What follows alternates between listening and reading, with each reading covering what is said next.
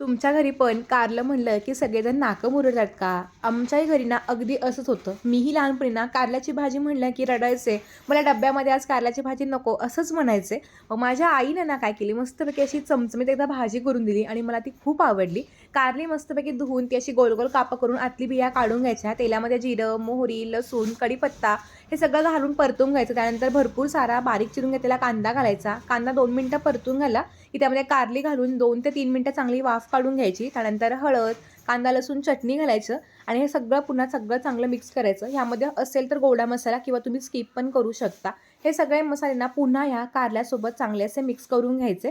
जास्त काही वेगळे मसाले लागत नाही किंवा कोणतंही वाटण लागत नाही. आता ना झाकण न ठेवता एक 5 ते 6 मिनिटं हे सगळं कारलं चांगलं शिजवून घ्यायचं.